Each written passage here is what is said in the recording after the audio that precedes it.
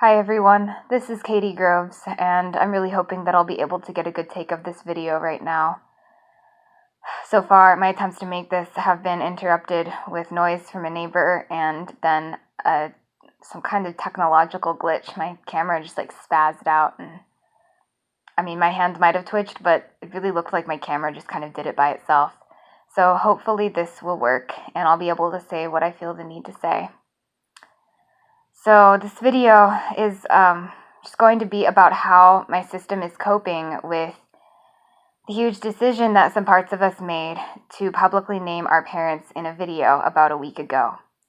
For those who don't know, we did that, and I'm going to put a link to that video in the description for anyone who hasn't seen it who wants to. So, as you might be able to tell, we're having a hard time. We've been having a hard time for a long time, but we're having an especially hard time now.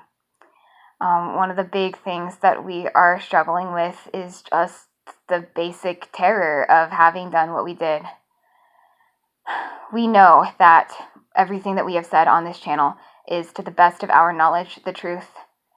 And even if some parts of us have denial programming and act like they don't believe it inside our head, we have been moderating what we say on this channel very, very extensively to make sure that it's always representative of everything that we know to be true so far in our deprogramming process. And that doesn't mean that we're not in absolute terror of being publicly discredited by the very, very abusive, manipulative people who targeted us as a child. We grew up with people who know just about every last manipulative maneuver that can be made, both within politics and within the legal system, and it frightens us terribly to go against them. Like we said in our video about our parents, the most recent one, the one where we named them, we feel that they are victims, and not just these so-called evil perpetrators that a lot of people believe them to be. But that does not mean that they are not dangerous. And it does not mean that they wouldn't necessarily do everything they could in order to shut us down, if we were to be forced to go to court and testify about what they put us through.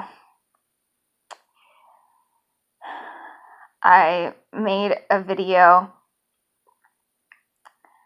a little over a year ago talking about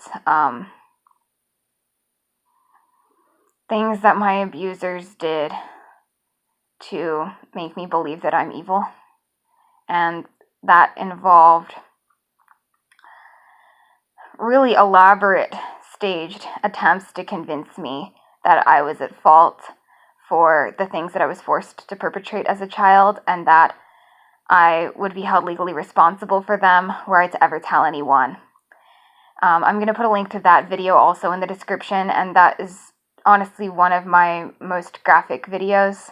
It's not the most graphic video, but it's one of the most graphic accounts I've given of the trauma that I went through. So I really hope that people will be careful in watching it if they have triggers around that stuff, especially if they're a survivor of MK Ultra. But I do think it's worth putting out there to those who haven't seen that video before, just the level of trauma that I have, and terrorization that I have around the idea of being taken to court and being forced to testify about what I went through.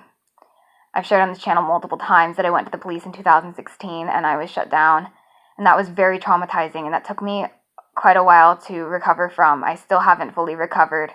I can honestly say that I feel that I have forgiven the male cop that I'm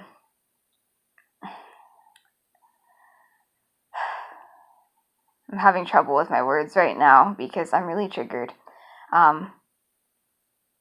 For those who are familiar with the accounts I've given about that, I feel that I have forgiven the male cop to the best of my ability. But it took me a long time. I was angry for a while. And that was over 2 years ago, and it took me well over a year to feel like I had started to recover. And really, it was after making public testimonies in which I talked about what happened that I really started to feel like I was recovering.